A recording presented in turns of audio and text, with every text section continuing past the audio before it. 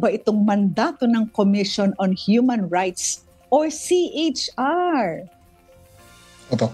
So, bali po ang Commission on Human Rights ay isang constitutional commission. Kami po ay created ng 1987 Constitution at nabigyan ng bisa ng Executive Order number 163 na nilagdaan po ni President Corazon Aquino.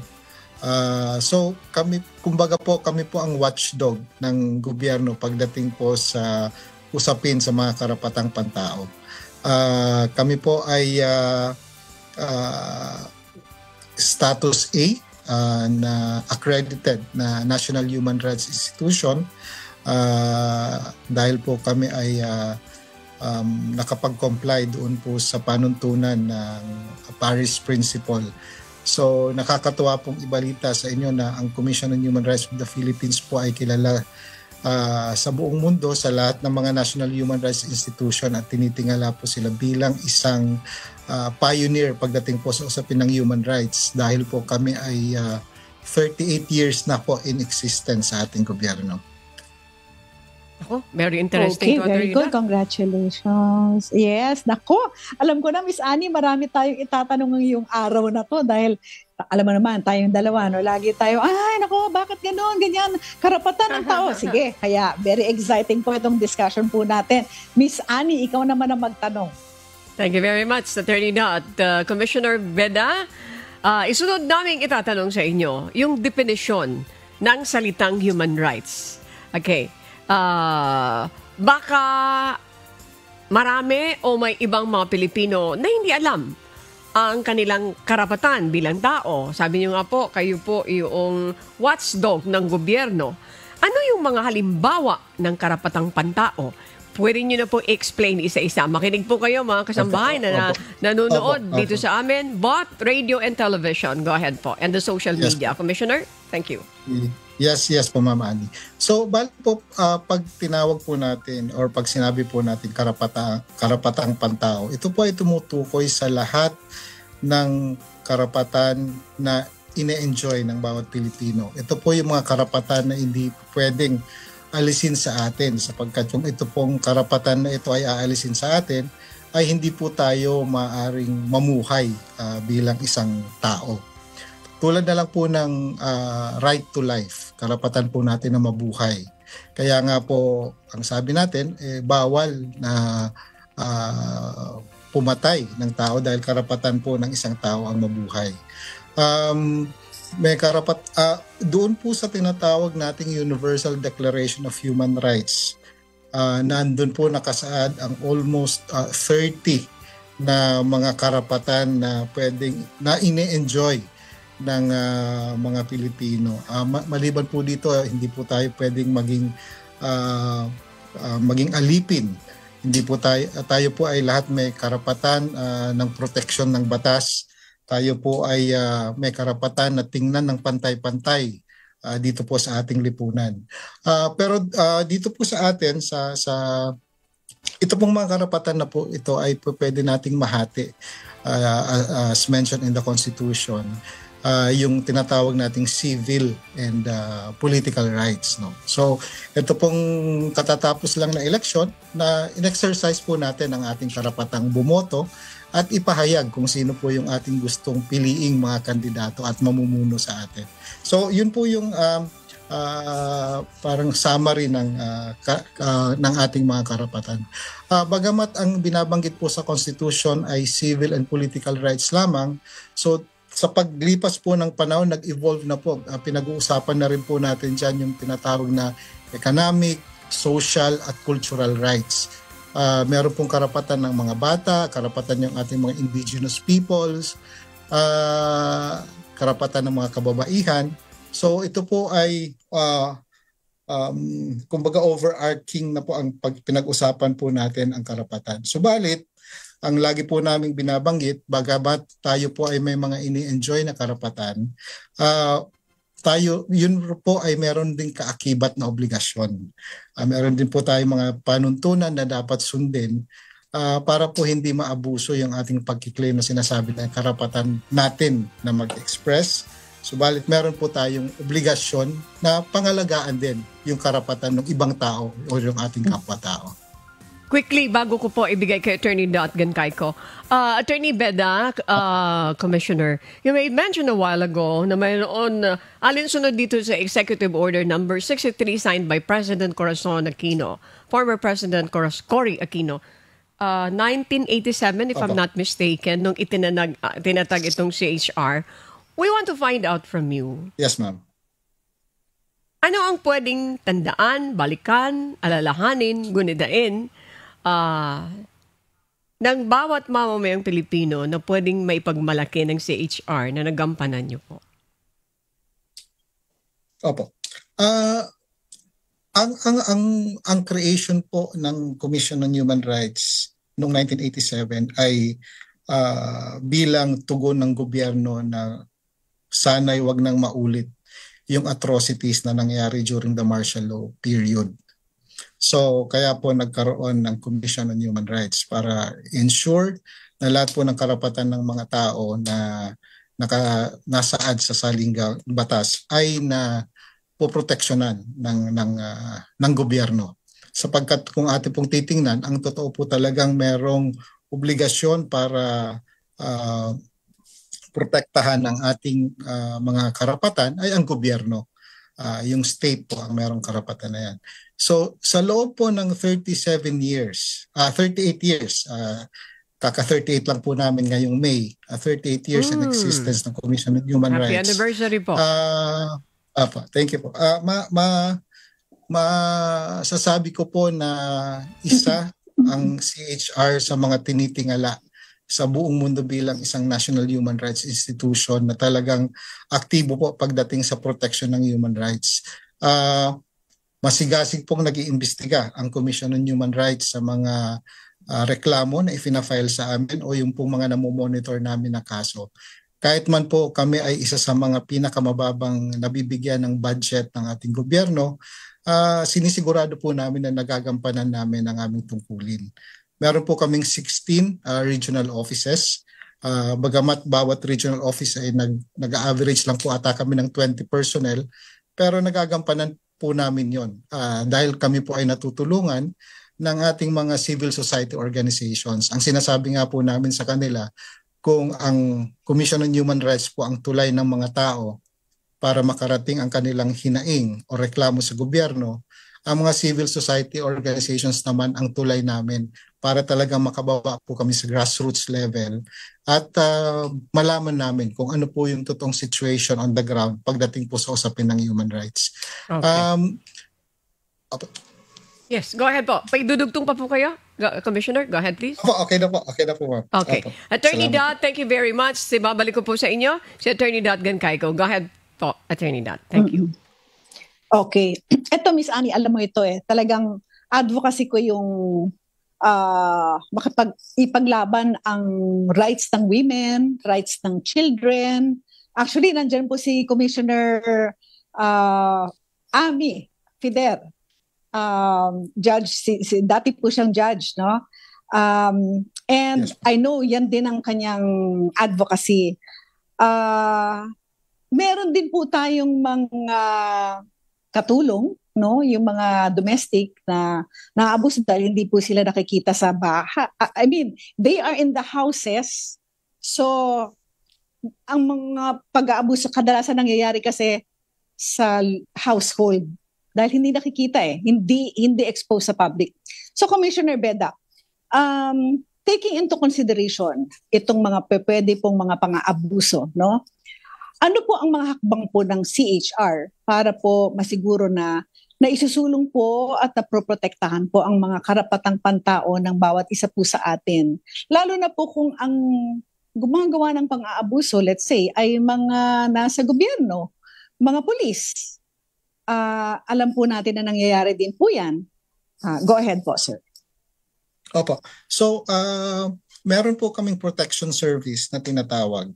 Ito po ang division ng Commission on Human Rights na in charge pagdating po sa pagkandak ng investigation, pagbibigay ng legal assistance, at pag-imbestiga sa lahat ng kaso, at yung meron po kaming quick reaction teams na dinidispatch kapag meron po kaming namomonitor na mga sa tingin namin ay human rights violation or posibleng magbunga o umabot sa pagkakaroon ng human rights violation. Nagdi-dispatch po kaagad kami noon. May mga instances po na minsan nahihirapan po yung mga tao na mag-file ng complaints kasi tama nga po naman, kailangan pa nilang pumunta sa aming mga tanggapan. Subalit kami po ay merong na-create na system na kung paano po sila pwedeng magsumbong sa CHR na hindi na po nila kailangang pumunta sa amin. Meron po kaming app. Ang tawag po nito ay mismo. Pupunta lang po sila sa website at itatype lang po nila yung details at agad-agad po na-actionan po namin itong ganyang mga reklamo. Yung pong mga reklamo na tinitingnan namin, lalong-lalo na po yung doon sa mga violations ng ating mga state agents, yung ating mga police forces, halimbawa sa pagsiserve ng mga warrants or pag-i-effect ng mga arrest. Kaagad rin po namin itong halimbawa man pong hindi namin na balitaan pero na-pick up namin sa radyo o sa TV o sa news. Kaagad po namin pinupuntahan yung victims. Meron din po kaming working relationship with our media na nagbabato rin po sila sa amin ng mga information. So yun rin po ang isa sa mga basihan ng aming pagkakandak ng aming motu proprio investigation. Kahit po hindi nagpa-file ng complaints yung mga victims, kami na po mismo ang nagkakandak ng aming sariling investigation sa mga issues. Wow, that's very good news indeed, no, Commissioner? Kasi kami po nasa media, kadalasan po nakakaabot po sa amin yung mga complaints regarding mga abuses, especially of yung mga police personnel. Of course, yung mga police, marami naman pong mababait sa kanila, but there are those na talagang bad elements na kailangan pong talagang madisiplina at maparusahan. So, napakaganda po ng sinabi po ninyo na pwede po kayong tawagan, pwede kayong kontakin para kayo na po mismo ang pupunta, no? In case na meron pong mga ganyan na mga violations of human rights. Okay, sige. Ms. Annie? Thank you very much po, Attorney Dot. Commissioner Beda, paano po iniimbestigahan na Commission on Human Rights ang bawat issue ng paglabag sa usapin ng karapatang pantao po? Okay. So halimbawa po merong dumulog sa aming tanggapan at meron silang gustong ireklamo na nangyari sa kanila. So ang una po namin ginagawa is kung wala pa po silang dalang complaint affidavit, tinutulungan po namin sila mag-draft ng kanilang complaint. Tapos tinitingnan po namin sino ba ang office na may hawak nito. So if it is cognizable by our regional offices, kaagad po namin binabato ito sa aming mga regional office para mas malapit yung pagkandak ng investigation. So after po nun, iniraraffle namin yung aming cases sa aming mga investigators at nagsisimula na po ang investigation.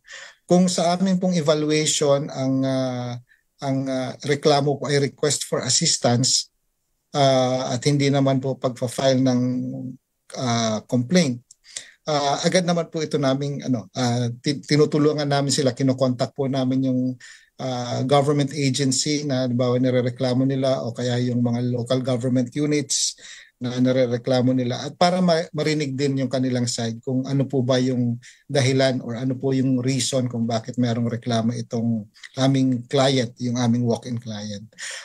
Kung sa tingin po namin ang kaso ay isang criminal case at meron na po siyang daladalang complaint, or kahit wala pa man po, itutulungan po namin silang mag-prepare ng complaint at kung ang kanilang inirereklamo ay government official or employee, tinutulungan po namin silang i-file yung case po, criminal or admin case sa Office of the Ombudsman.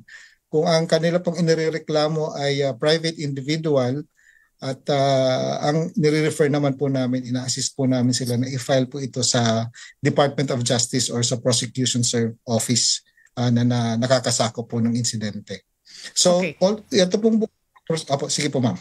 Okay, sige po. Singit lang po ako, Commissioner. Just in Sige po. case, sige po, natulungan nyo na sa pagpa-file ng case. What if during the investigation, ongoing yung investigation, ay yung inireklamo ay nagpapahatid na ng mga pagbabanta, yung life being threatened na noong kanyang isinusumbong. What other protection kung kayo po ay nagbibigay doon sa victim ng human rights abuses or abuse? Ano pang ibang protection? Itong usapin sa safety ay nag-i-extend pa rin po kayo ng assistance, Commissioner Beda? Opo.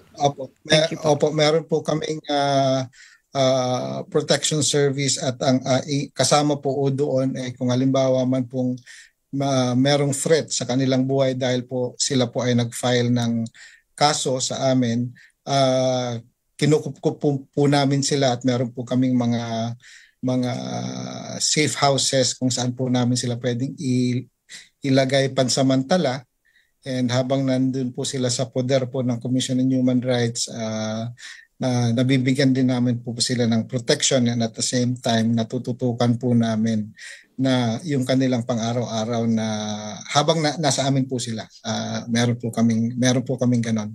Hindi ko lang po ma-divulge kung saan po itong mga safe houses namin for security reasons po. Okay, we understand. We do understand that po. You made mention a while ago na kahit na kulang ang pondo ng CHR, nakakapag-function naman ito. Yung total ng mga regional offices ay 16. Ano po? Nakakapag-function ito. Okay, sabihin na natin, para makapag-function ng maayos at efficient, ano po, how much additional budget do you need? Commissioner Beda, nandito ka sa national television. Baka mamaya, Attorney Dot. Sige. Ito, babanggitin ni Commissioner Beda. Go ahead, Commissioner. Wag po kayong mahiya. Sabihin niyo po, magkano pa yung budget na kailangan niyo? Go ahead, please. Opo. Ito pong 2020 for the first time po ay umabot po ng 1 billion mark ang budget po ng CHR. In the previous years, hindi po umaabot ng 1 billion. So ngayon po kami po ay nabigyan ng 1.3 billion pesos para po doon sa operation, day-to-day operation, at of course yung mga projects ng CHR. 16 regional offices po kami. Yung ibang offices po ay nagre-rent dahil wala po kaming sariling building.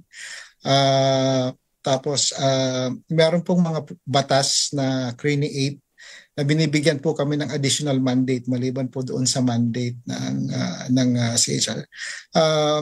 Siguro po maliban po doon sa usapin ng budget kung magkano po talaga. Ang isa po talaga sa pinupush namin ay kung po pwede sana na magkaroon na po kami ng sariling charter, kasi yung amin pong creation and existence is pursuant po doon sa 1987 Constitution at yung executive order na napirmahan po ni President Aquino. So mas lalakas po sana ang mandato ng Commission on Human Rights kapag po na meron kaming sariling charter, kasi ang kasunod po doon mas madadagdagan kami ng manpower. Yung eksaktong amount, ma'am, hindi ko po masabi kung magkano. Okay. Pero syempre kung kami po ay kung yung budget pong ibibigay sa amin ng ating kongreso ay may halintulad din po sa mga budget ng ibang agencies na nagkakandak ng investigative works, di mas magagampanan po namin yung aming trabaho. Pero ang maganda lang po noon, meron po kaming support, pero katatapos lang po na from the European Union and the Spanish Agency for Cooperation and Development, yung ACID. So meron po silang mga funds na nabibigay sa amin through the Governance and Justice Project nila.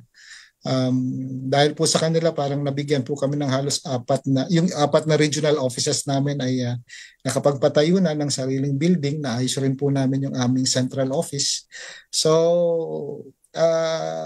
may mga may mga tumutulong rin po sa Commission on Human Rights, aside from of course funds na binibigay ng government. Okay, it's good to hear that, Attorney Dot. Aside from getting money or budget from the government, they are allowed to receive donations abroad. Attorney, nasa inyo po ang pagkakataon para sa mga iba pang mga dagdag na katanungan dito sa ating panauhin si Commissioner Beda. Go ahead, please. Thank you. Okay. Miss Annie, ito i-reveal ko kay Commissioner Beda. Okay. Commissioner, ako po kasi dati po akong manager ng mga banda, mga singers, no, mga magaganda na umuwi ng mga 2:00 ng umaga, hindi naman sila mayayaman, naka-public lang o kaya naka-taxi. Pagkatapos, yung isa sa naging singer ko dati, wala na ako, no? Hindi na ako naging manager. They were on their own. Hinuli ng pulis at sinabi na meron siyang drugs. Kilala ko yun, hindi po nagda-drugs yun, no? So, dinala dun sa police station and buti nakatawag sa akin, and noon naman meron tayong mga connection sa mga head na ng PNP chief, no? Pero kung wala ang connection, nakakaawa kasi nangyayari pala yan, no? Lalagyan sila ng kunwari may drugs and then kunwari ikukulong dahil meron silang hawak na drugs. Pagkatapos, ito ang nasabi, kasi may kilala rin ako na pulis na nandun, sabi, Attorney Dot, umaksyon ka na kasi meron silang balak na masama. Kasi maganda and sexy. Aside from that, Miss Annie, meron ding isa pa na nagdadrive ng kotse, sinabing gano'n, titingnan daw yung likod kasi baka merong drugs. Ang binuksan yung likod, wala naman, pero yung susunod na stop, binuksan ulit, meron na namang nagbukas, meron ng drugs. So apparently, yung isang pulis ang naglagay. Okay, of course, marami pong pulis na mabait. But let us be honest with ourselves. This is really happening. Kung ganyan po, na meron pong pang-aabuso at alam po natin na malaking pagkakamali, paano po makakapagsumbong ito mga to ng madalian? Kasi syempre mga pulisya natatakot din, di ba? Now, that's the first question. Second question, paano po, Commissioner, kung nakita na po natin na talagang etong mga pulis na to, paulit-ulit ginagawa nila, kayo po ba on your own, pwede po kayo mag-file sa courts na matanggal or sa PNP mismo? Magagawa niyo po ba ng paraan as CHR po na itong mga bad elements sa pulisiya ay matanggal? Yun lang po. Opo. Commissioner, so, ma'am, thank you. Yes po, thank you po, ma'am, Attorney Dot. Yun pong mandato ng CHR ay limited lamang po kami sa fact-finding investigation. Although ngayon po, ina-advocate na po namin na kung pwede sana ay magkaroon po kami ng power na mag-prosecute din tulad po ng ibang mga investigating agencies. But then sa ngayon po, dahil wala pa po yung aming charter, limitado lang po hanggang fact-finding investigation. So ang ginagawa po namin pagka mga ganyan, kasama na po doon yung pagpa-file rin namin o pag-assist namin doon sa victims na mag-file nga po sila sa Office of the Ombudsman. Meron pong isang incident para po bigyan po kayo ng example. Meron pong isang pangyayari sa Laguna na nakapagsumbong kaagad sa amin yung biktima. Allegedly, may planting of evidence, binugbog pa po yung mga tao. Pero nung nakapagsumbong po sila at nagkanda kami ng investigation, nagtuloy-tuloy po yung investigation ng ombudsman at na-charge po criminally yung mga pulis na gumawa noon, and doon po naman sa kanilang administrative case ay sila po ay napatawan ng dismissal from the service ng Office of the Ombudsman. So ang importante po talaga, kasi nga po, aaminin po namin, wala po kami 24/7 sa on the ground. Talagang kailangan lang po merong makarating na sumbong from us. Kaya naisip po namin yung mekanismo ng yung i-message na lang po kami. Hindi na nila kailangan dumulog pa sa aming tanggapan. I-message lang nila yung pangyayari, saan namin sila makokontak, saan nangyari yung insidente, at agad po ay nagdi-dispatch po ang aming mga regional offices. Kahit po dito sa NCR, yung aming NCR office, agad po uma-action yan pagka nakakatanggap po kami ng mga reklamo. Before we let you go, Commissioner, paano po kayo i-message? Saan po? Ano pong numero? Yung sinasabi po ninyo na hindi na kailangan pumunta po sa inyo, i-message na lang po kayo. Paano po yun gagawin? Thank you po, Attorney. So, kami po ay pwedeng makita sa Facebook. Kami rin po ay meron ding Twitter account.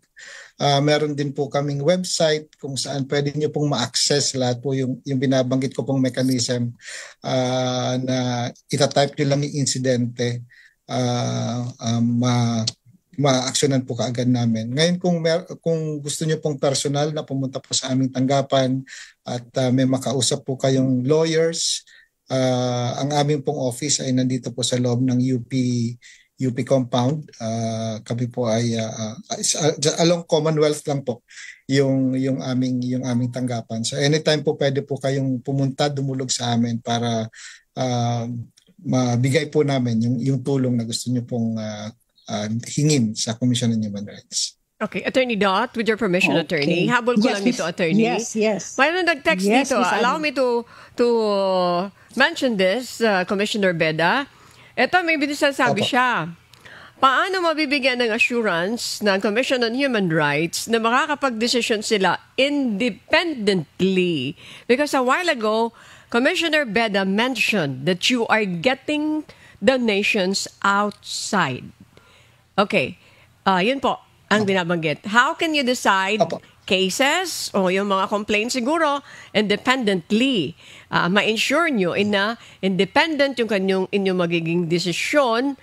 Parang ang sinasabi niya dito, Attorney, look, you're getting donations from other source, like for example, abroad. And then, I don't know kung dito sa may mga individual or private citizen ang pwedeng magbigay ng donation sa inyo. Attorney, would you like to clarify this? Go ahead, please. Thank you. Yes, ma'am. Actually, yun pong nabanggit ko kanina na funding from the European Union and yung Spanish Agency for Cooperation, ito po ay grant sa gobyerno, hindi lang po ito sa CHR.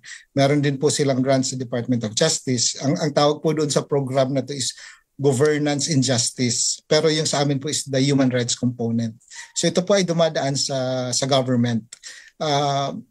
So may basehan po yung concern nung nag-message po sa inyo, kasi tama nga po naman, sinasabi namin that we are an independent national human rights institution, pero kumukuha po kami ng budget sa gobyerno, and ang binabantayan po namin ay human rights or iniimbestigahan namin ay alleged human rights violation ng ating mga state forces, or tinitingnan din po namin kung yung ating gobyerno ba ay nakakapag-comply doon sa kanilang international obligations, doon sa mga treaties or conventions na signatory sila. Ina-assure ko po yung nag-message, yung inyong pong mga taga-subaybay, na ang Commission on Human Rights ay isang independent body. Hindi lang po independent kami sa pangalan, kundi pati po sa aming ginagawang trabaho. Kung mapapansin niyo po during the previous administration, although wala pa naman po kami kasi sa 6th Commission po noong 2022 lang po kami na-appoint kasi natapos na po yung term ng 5th Commission. Pero kung babalikan po natin yung nakaraan, yung Commission on Human Rights ay isa sa agency ng gobyerno na talagang nasa limelight lagi dahil nga masusi yung aming pag-iimbestiga doon sa mga sunod-sunod na killings na nangyari po nung nakaraan. So rest assured po na ang Commission on Human Rights is independent, hindi lamang po sa salita kundi pati rin po sa gawa. Okay. Yan. Okay, mga kasambahay. Pwede din kayong gumawa ng log, Attorney, doon sa ating mga kababayan. Gradean nyo rin yung Commission on Human Rights. Commissioner, nagpapagawa kami ng mga lag monitoring ng kanilang yung mga performance ng mga government officials. Attorney Dan. Yes. Okay, go. Yes, alam mo, Miss Annie, so far naman wala akong masasabi alam mo naman ako, di ba?